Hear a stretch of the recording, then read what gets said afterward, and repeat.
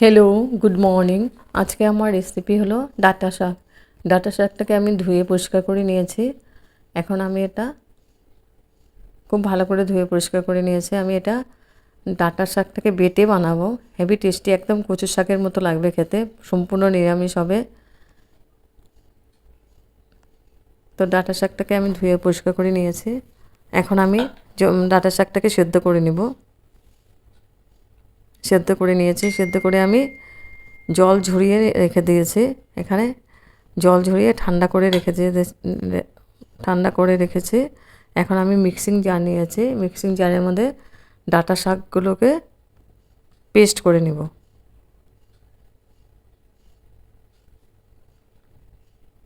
Heavy tasty একটা recipe, একদম same to same কচু শাকের মতো লাগবে টেস্টটা খেতে।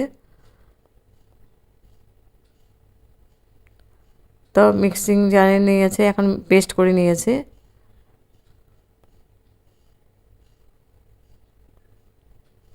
পেস্ট করা হয়ে গেছে। এদিকে একটা প্যানের মধ্যে তেল দিয়েছে, সর্ষে তেল, আর বড়িগুলোকে ভেজে নিচ্ছি। বড়ি দিব।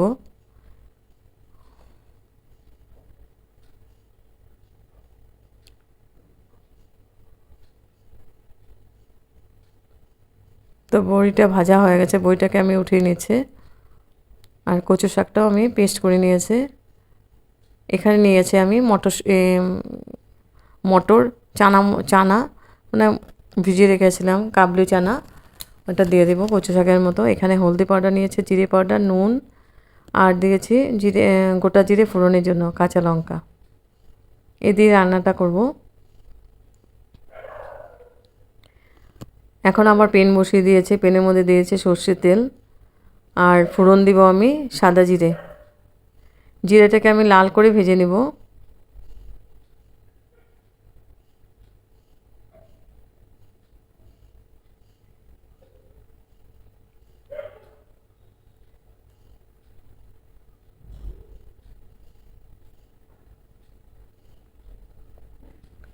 তারপরে পেস্ট করা ডাঁটা শাকটাকে দিয়ে দিচ্ছে।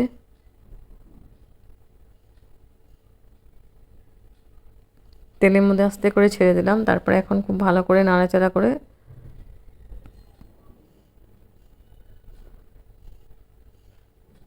বাকি মশলাগুলো দিয়ে দিব।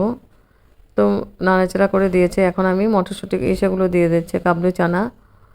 আর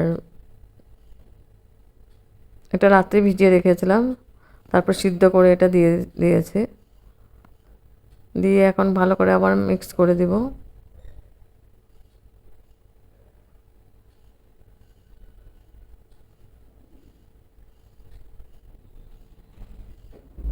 তারপরে আমি ঢেকে দিয়েছিলাম 5 মিনিটের জন্য।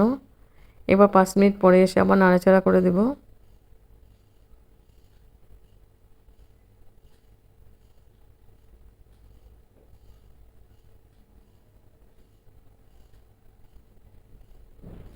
এখন আমি গুঁড়া মশলাগুলো দিয়ে দেব।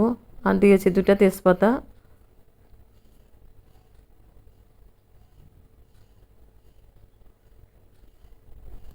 কাঁচা লঙ্কা,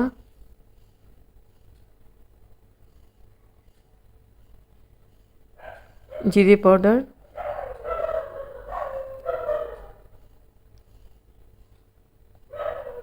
হলদি পাউডার, আর পরিমাণ মতো নুন। আর একটু মিষ্টিও দিব, পরে লাস্টে একটু মিষ্টি দিব। পরিমাণ মতো নুন দিয়েছে। দিয়ে এখন আমি খুব ভালো করে মিক্স করে দেব।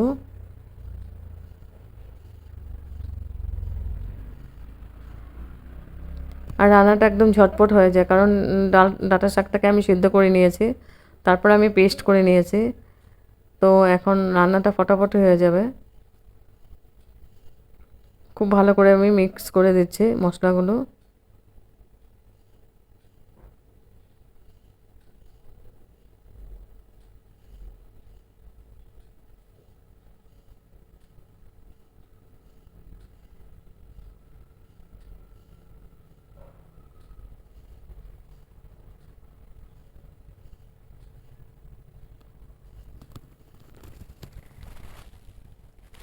স্টিমটা আমি একদম লোয়ে রেখেছি। এখন আবার ঢেকে দিব 4 মিনিটের জন্য। এবার 4 মিনিট পরে এসে আমি দিয়ে দেব মিষ্টির জন্য মধু দিয়ে দেব। 1 চামচ মধু দিয়ে দিলাম।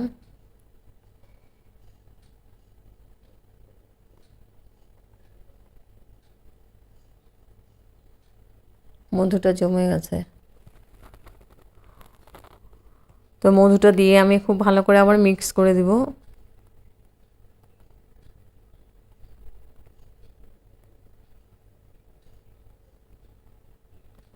কেউ বুঝতেই পারবে না এটা ডাঁটা শাক, সেম কচু শাকের মতোই টেস্টটা।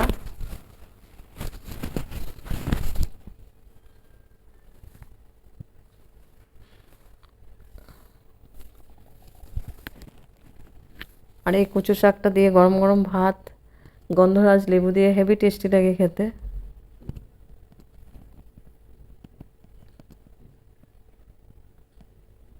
হয়ে গেছে, আমার গ্যাস অফ করে দিব এখন।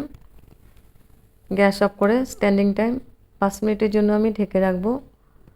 তারপর গরম গরম সার্ভ করব গরম ভাতের সঙ্গে গন্ধরাজ লেবু দিয়ে ডাঁটা শাকের রেসিপি, বাটা ডাঁটা শাকের রেসিপি, হেভি টেস্টি।